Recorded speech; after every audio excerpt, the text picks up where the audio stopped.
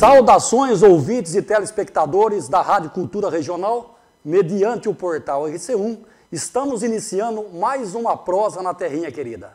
Essa prosa gostosa de toda quinta-feira. E você aí do outro lado também pode acompanhar pelas plataformas YouTube e Facebook.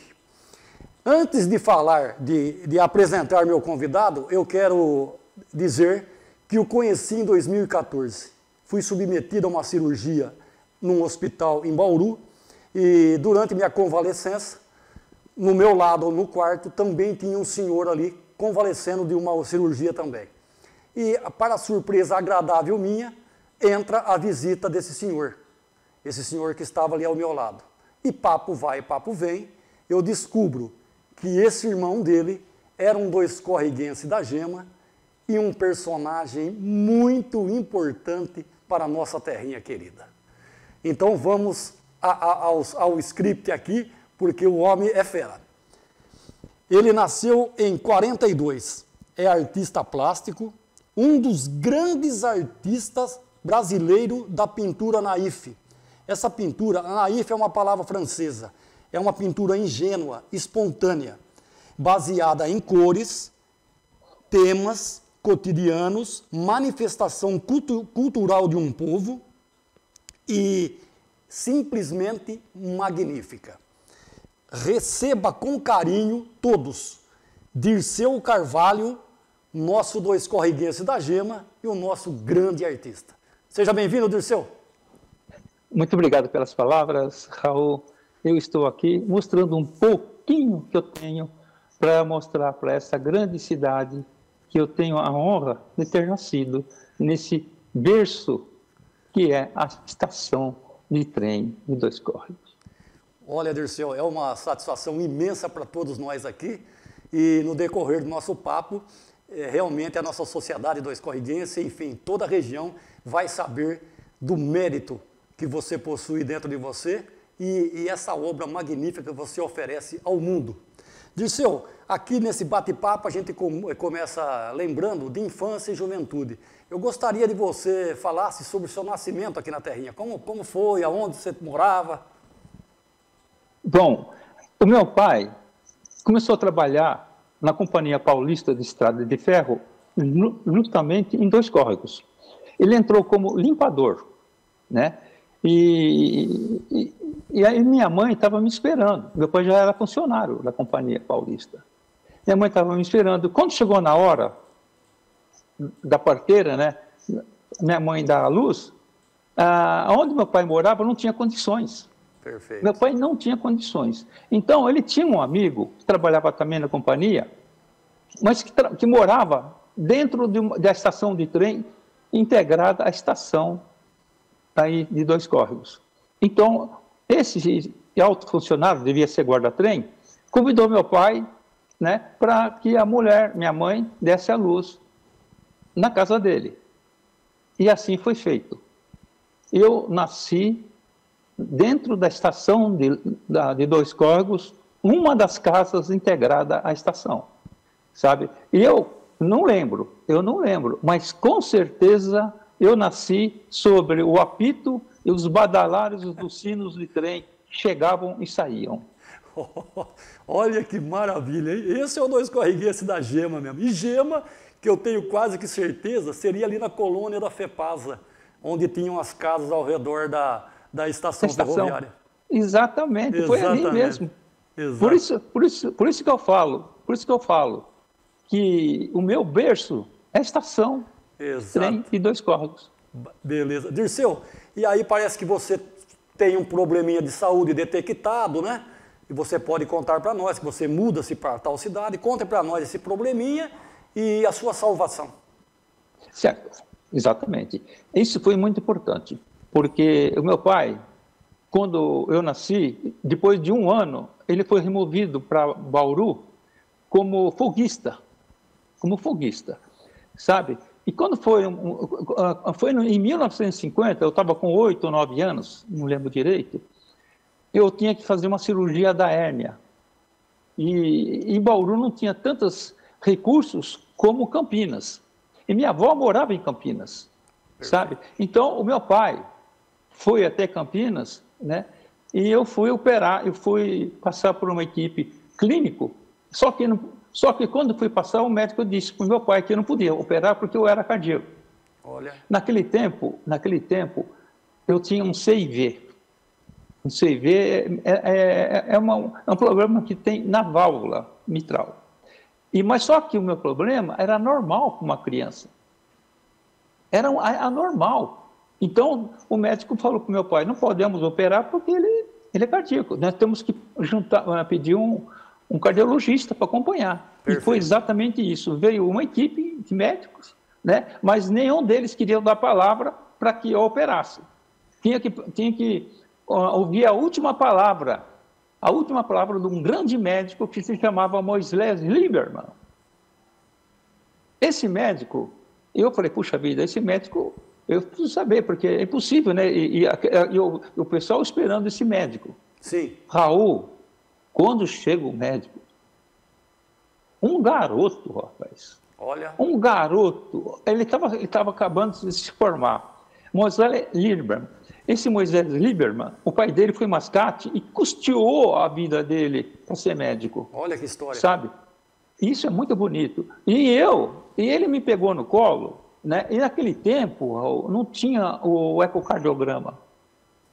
Olha o talento desse médico. Ele ouviu com o aparelho e colocava o ouvido no meu coração e ele se interessou no meu caso, porque o meu negócio era normal. Olha aí. Ele acompanhou a cirurgia, sabe?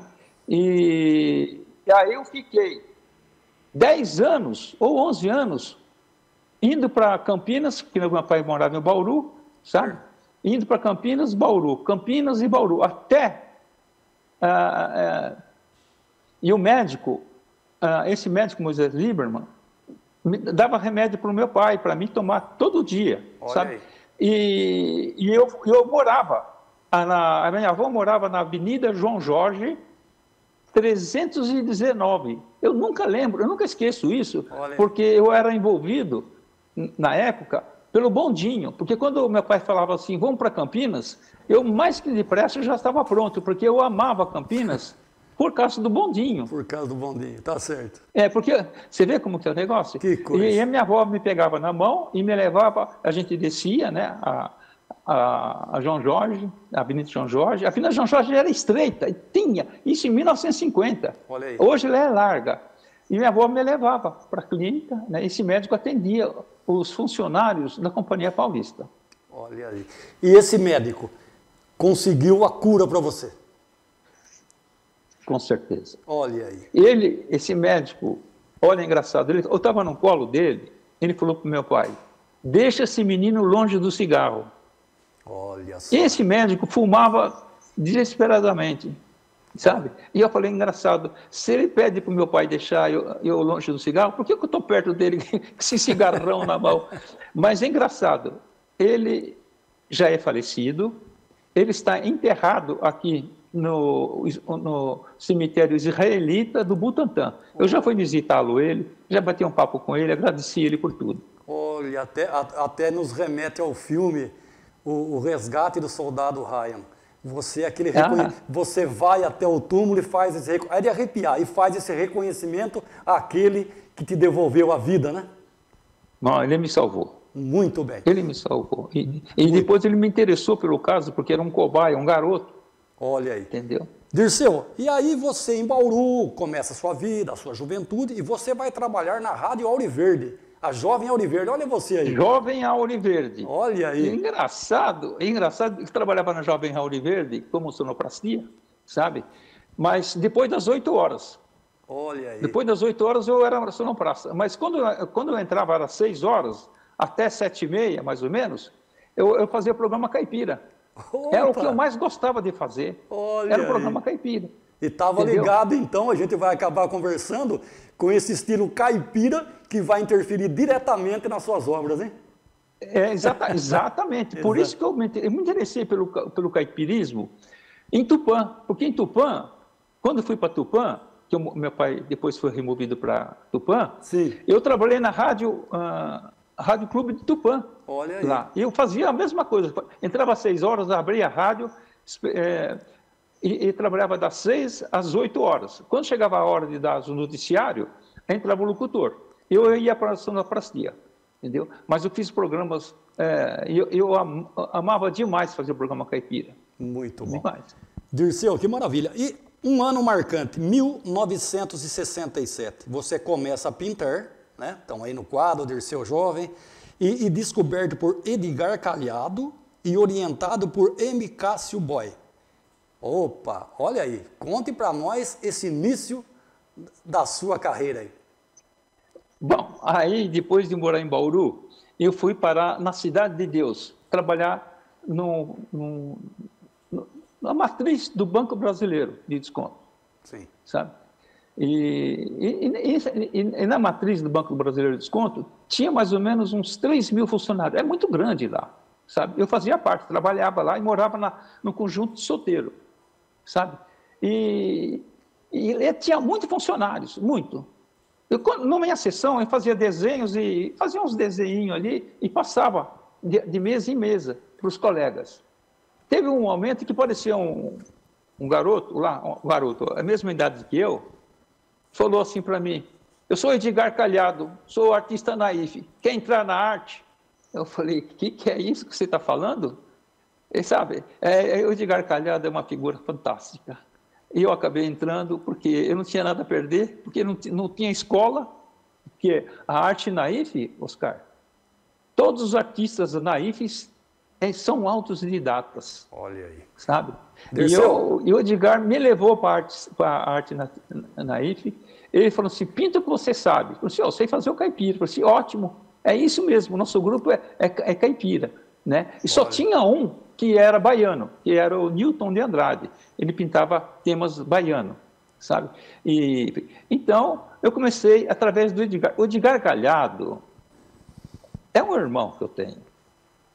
É um irmão. Perfeito. Se eu estou aqui falando uma reportagem, se eu tenho tudo isso, eu agradeço o Edgar Calhado. Muito. É um irmão, um parceiraço. Para quem está vendo a foto aí, Vinícius, o Calhado, ele está ali em destaque. Os três, né, o trio aí de expoentes da cultura. Exatamente. E o Calhado está ali.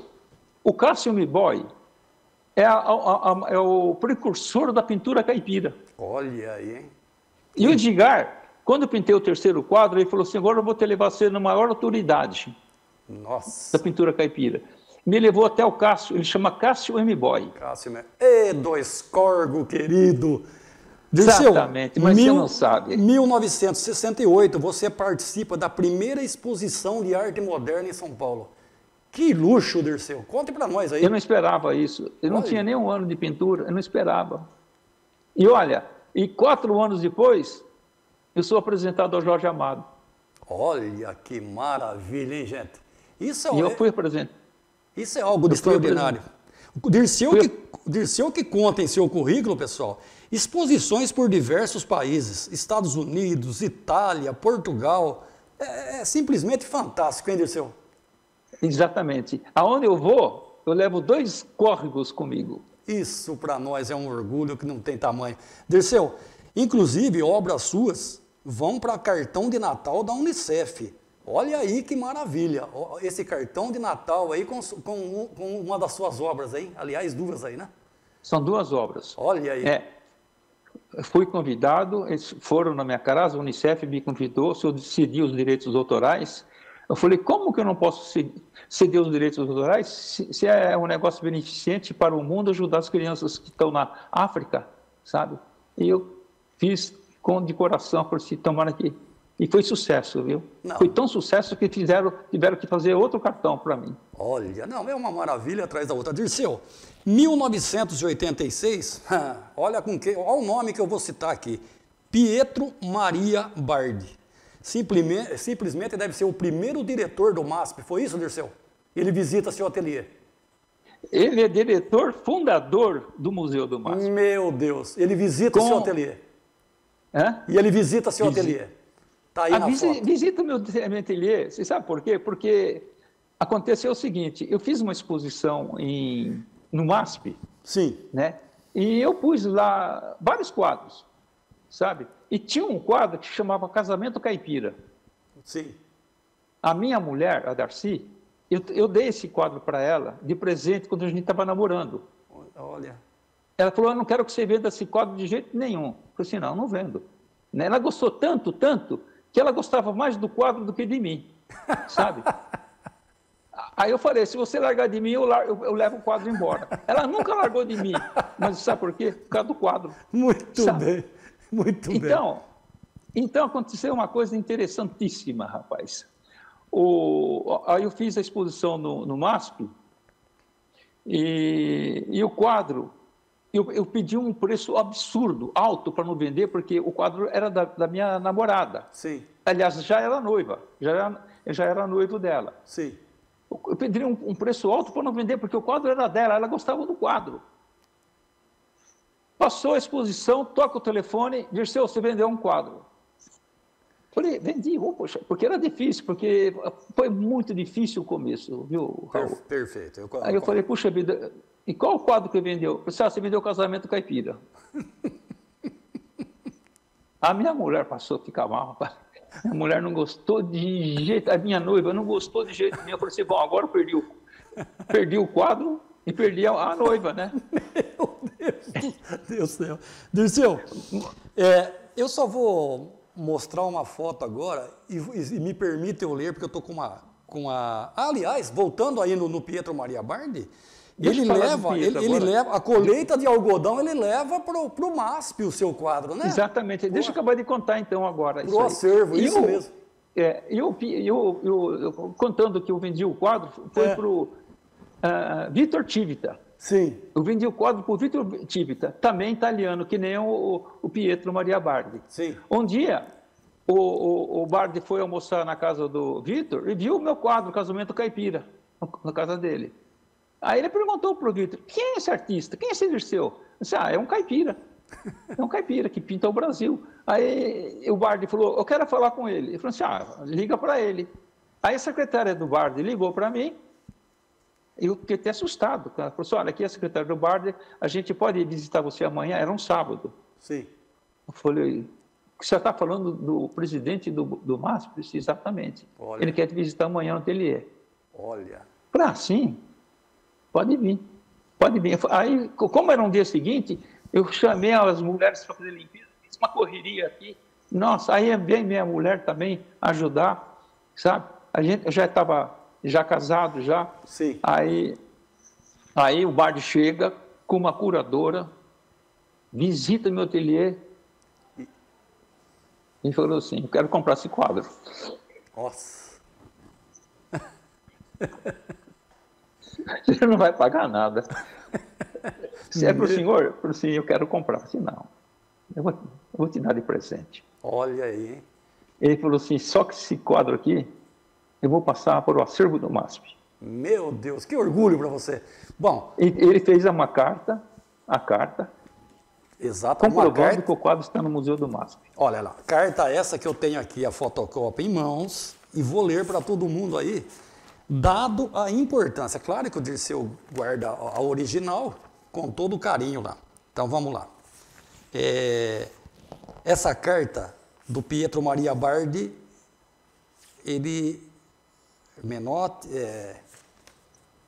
acho que a carta do Pietro Maria Bardi não tem. Perdão. O que tem do Pietro Maria Bardi, exatamente, é o agradecimento à obra do Dirceu. Tenho o prazer de agradecer a obra que você me ofertou e que passo para o acervo do MASP. Colheita de algodão, 1985. Acrílico tela, 30 por 40 centímetros. Faço votos para seu contínuo sucesso. Cordialmente, Pietro Maria Bardi. 18 de julho de 1986. Isso aí não tem preço, Dirceu. Que sensacional, hein? Não tem preço. O Museu do MASP é o museu mais importante das Américas. Não precisa. Eu sou um dos poucos artistas ainda vivo. Olha isso daí. Ainda vivo dos poucos artistas com a sua obra lá. Isso é fantástico. Dirceu, Também temos Jorge Amado fazendo uma crítica ao seu trabalho, hein? Eu vou ler aqui para o pessoal. Essa daqui é fantástica também. Dirceu Carvalho. Na ingenuidade de uma pintura sem problemas formais, simples, colorida, alegre, gostosa. Dirceu Carvalho, um primitivo paulista, retrata a vida rural numa fartura de frutas, cavalos e bois, santas e noivas.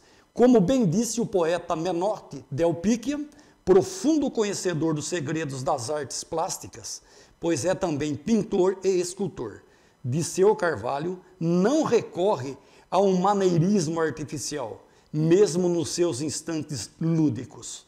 Não é um desses muitos falsos primitivos que atualmente surgem por todas as partes, tentando impingir má pintura como pintura ingênua. A constatação do autor de Juca Mulato é absolutamente justa.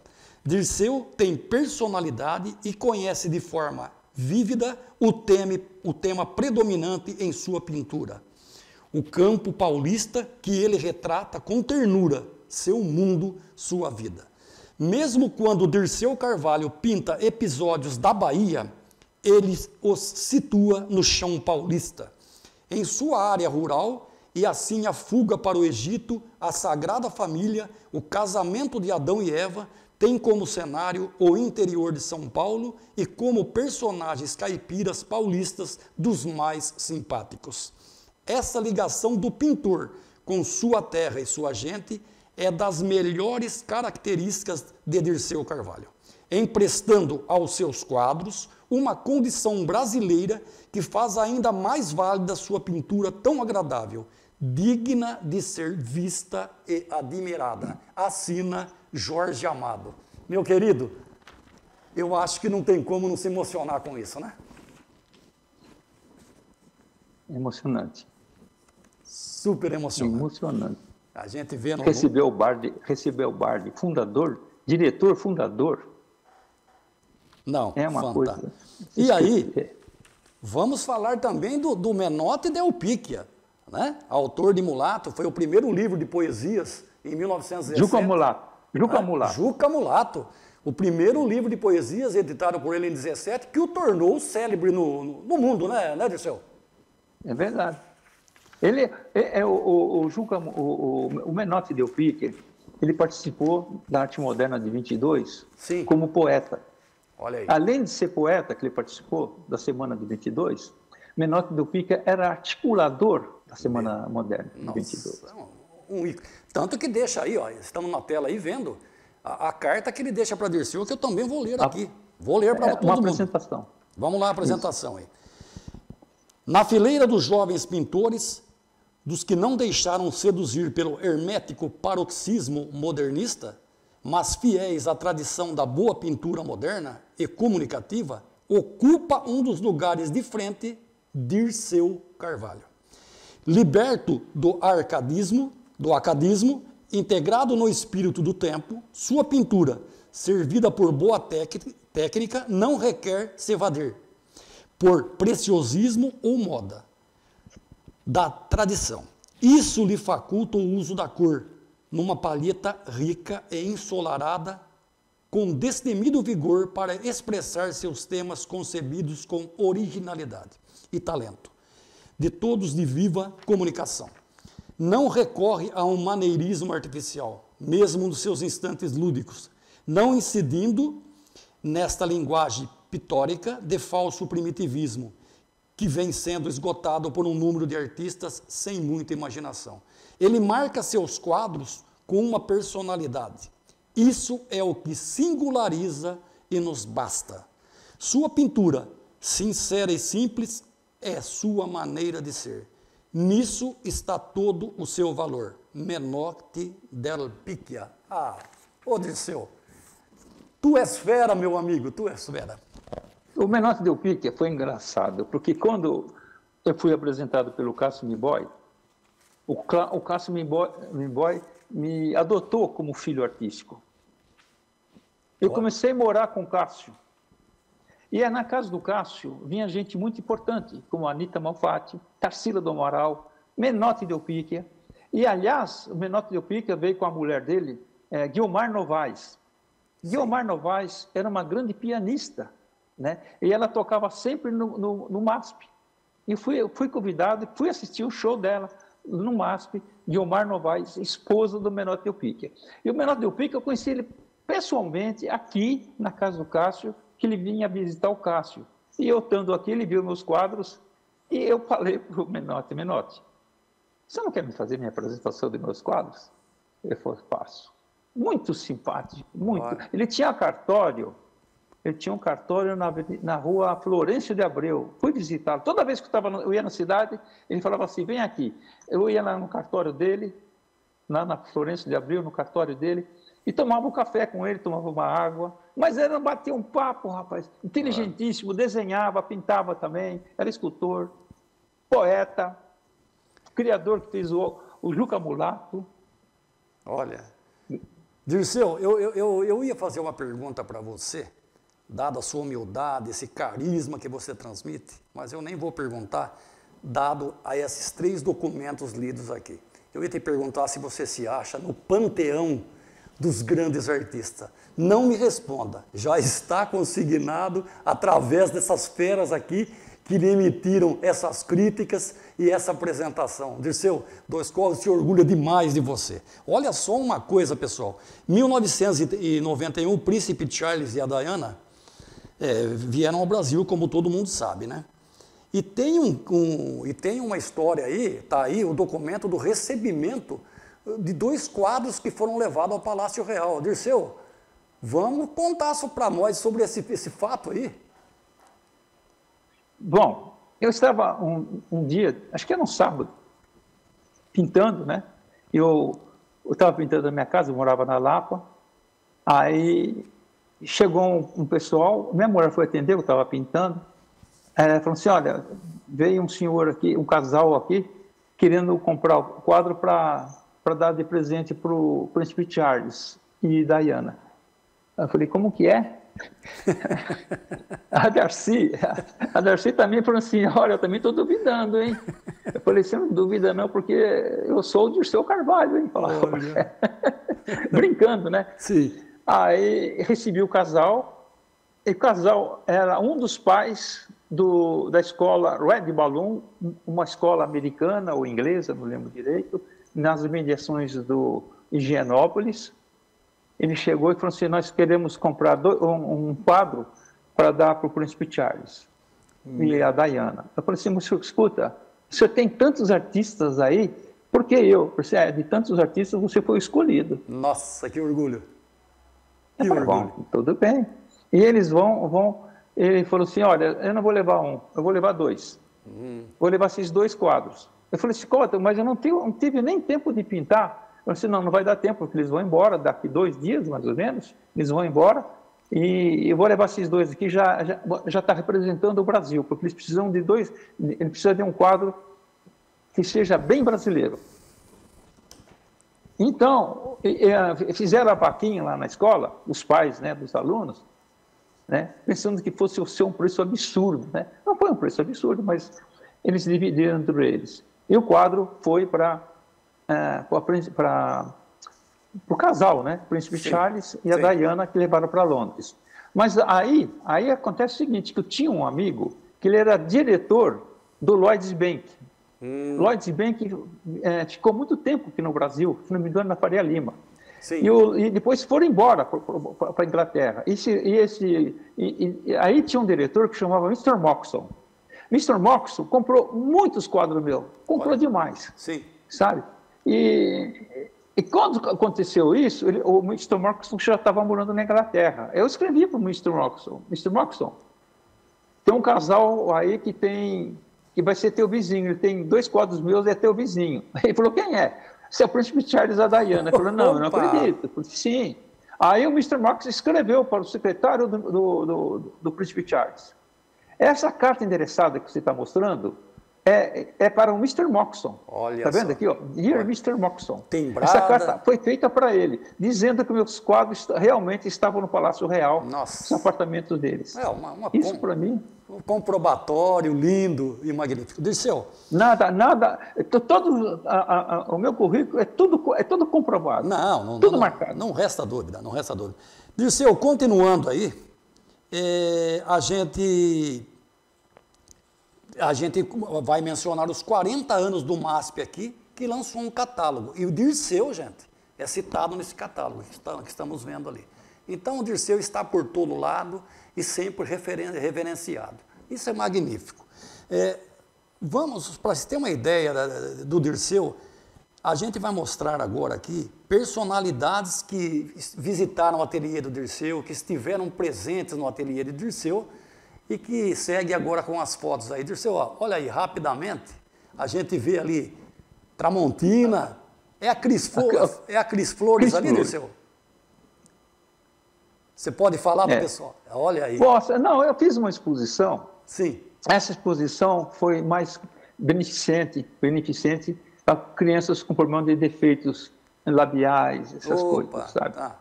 Então, cedi os direitos autorais, cedi tudo, sabe, porque foi uma coisa social. Até eu preciso agradecer o nome de Darcy, inclusive ela é charada da minha esposa, Darcy Romboli, ela que é presidente, né, dessa entidade. Maravilha. E a gente está vendo ali, olha, gente, Tramontina, Cris Flores, como Victor Civita, Calil Filho, Calil Filho, Calil Filho, Gilmar dos Santos Neves, o goleirão da seleção de 58, olha aí, ao lado do Dirceu, apreciando as suas obras. Temos também Paulo Scaff. Paulo Scaff é o atual presidente e diretor, Dirceu, do MASP? Ele é presidente do Fiesp. Da Fiesp, né? Isso, olha aí. Então, realmente fantástico. A gente vê aí, como a gente viu, Cris Flores, Tramontina, Victor Civita, Calil Filho, Gilmar dos Santos, enfim, são várias personalidades que reconhecem o trabalho desse do escorriguense aí, fantástico. Fantástico mesmo. E Dirceu, gente, para você ter uma ideia do coração puro, da simplicidade, né, desse caipirismo dele, eu tinha um quadro que estava deteriorando em casa, que era do meu avô, que foi pintor. E a minha esposa, em contato com o Dirceu, mais a Maristelma, outra amiga do escorriguense, resolveram se juntar e Dirceu conseguiu, através desse contato no mundo artístico dele, que esse quadro meu fosse reproduzido por uma artista amiga dele. E eles me deram de presente, sem que eu soubesse, e Dirceu veio pessoalmente, junto com Maristela e a minha esposa, entregar esse presente para mim, que me arrepia, de frente à nossa estação ferroviária. Berço natal do Dirceu. Eu me emocionei muito naquele dia, está lá o quadro do meu avô Aristides Nino da Ladeia, figura conhecida aqui em Dois Córregos. Foi um dos quadros que mais me marcou na vida, que ele me presenteou.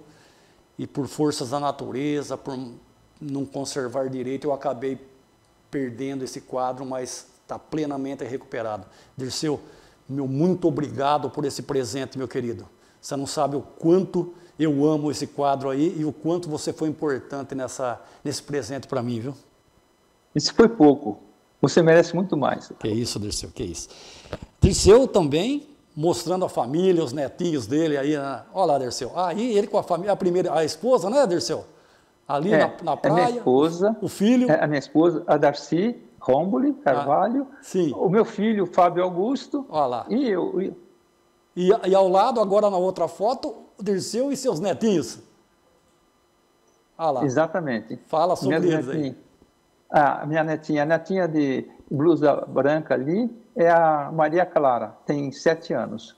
A Lívia, que está com a mão na cintura, tem 5. E o Pedrinho tem 3 anos. Que família maravilhosa. São lindos, é minha riqueza. Lindos mesmo. Minha riqueza. Dirceu, pessoal, só para a gente ter uma ideia aqui do escorriguense, para você ver como ele é, eu o chamo de Mazarope, porque o jeito que ele veio, quando a gente convidou ele para desfilar um carnaval aqui do Escorregos, no Bloco dos Horrorosos, eu, dado a todo esse cabedal do Dirceu e depois desse contato que eu tive com ele, falei, Dirceu, eu tenho um convite para você. Que tal vir aqui para Dois Córregos, no Carnaval, e integrar o bloco Os Horrorosos? A resposta dele foi essa daqui. Dá uma olhadinha.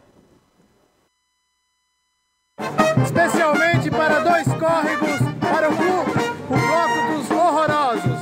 Dirceu!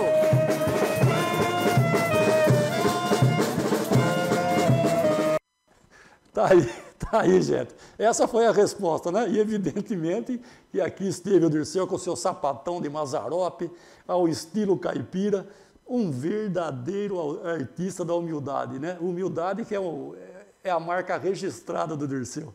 Dirceu, a gente é grato demais com você. Gente, vamos agora, para encerrar, né?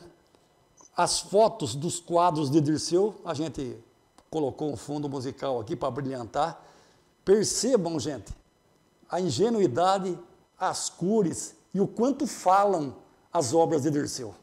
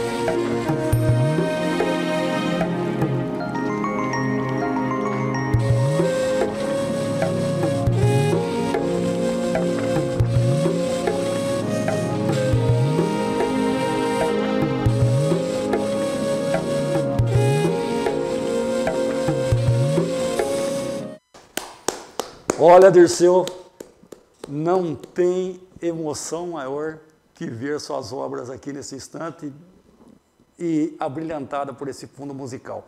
Dentre essas obras aí, Vinícius, eu gostaria que você botasse a do trem, que essa tem uma história especial aqui para Dois Córregos, ele me contou.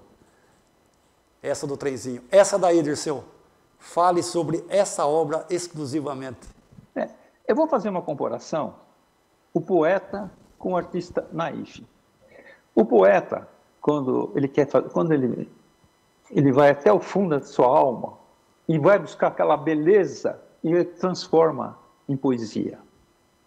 Eu, nesse quadro, fiz a mesma coisa. Não tem nada de diferente com o poeta. Eu fiz a mesma coisa.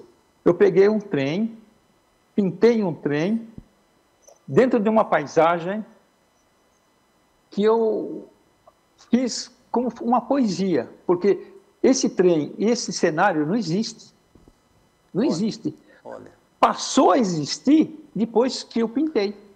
Olha. Então, é o trem de Dois Córregos, ou trem para Dois Córregos. Então, você vê, eu faço da pintura caipira, olha só, Sim. Eu faço da pintura caipira um sonho. Olha aí. Um sonho. Dirceu, E transformo em poesia, exatamente como um poeta. Não, você foi feliz demais, inclusive pelos ipês coloridos lá, que aqui na área central temos essas cores de ipês aqui. Parece que foi a mão de Deus nesse quadro, viu, Dirceu? Então, exatamente. Quando eu comecei a fazer o quadro, eu falei, puxa vida, eu preciso colocar vida, né? O artista, o poeta, é isso. Tá certo. Entendeu? E o poeta procura fazer as coisas, e eu procuro fazer através da pintura a minha poesia e transformo em sonho. É isso aí. Exatamente isso que você falou, Raul. Perfeito. Dirceu, o nosso tempo, infelizmente, se esgotou, mas eu gostaria que você deixasse as considerações finais no programa. E lembrando, quando você vier aqui para a Terrinha, vai trazer um livro que será guardado aqui na biblioteca do Portal RC1, hein? Bom, a próxima vez que eu for para Dois Córregos, sim, eu vou levar um livro do Jorge Amado. Eu até gostaria de perguntar ao Camarguinho qual dos livros do Jorge Amado que ele gostaria de receber, e aproveitando, dar os parabéns pelo Camarguinho, pelo 16º Festival da Poesia. Opa! Né? E falar em dar um livro, também vou levar um quadro de presente para o Camarguinho. Opa, olha aí! E quando for levar esse quadro, eu gostaria que você fosse comigo para mim conhecer pessoalmente o Camarguinho. Opa, sabe? Pessoal, Camarguinho, que o Dirceu está dizendo, é o nosso diretor-presidente, José Eduardo Mendes Camargo. Perfeito. Dirceu, eu acredito que livro, qualquer um que você der, ele será bem recebido aqui e vai estar fixado aqui no portal, na biblioteca nossa. E evidentemente, o quadro também, nossa, será o ápice aqui. Tá bom. Então, parabéns também pelo prefeito. Opa! Né?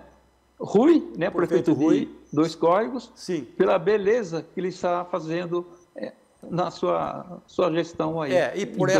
E por essa parceria com a Usina de Sonhos aqui e, consequentemente, com esse Festival da Poesia. Viu, Dirceu? A parceria aqui funciona e muito bem. Tá certo? Então, tenho certeza disso. Então, Dirceu, um forte abraço e fique com Deus e assim estaremos. Sim, estaremos. Grande abraço a todos. Abraço.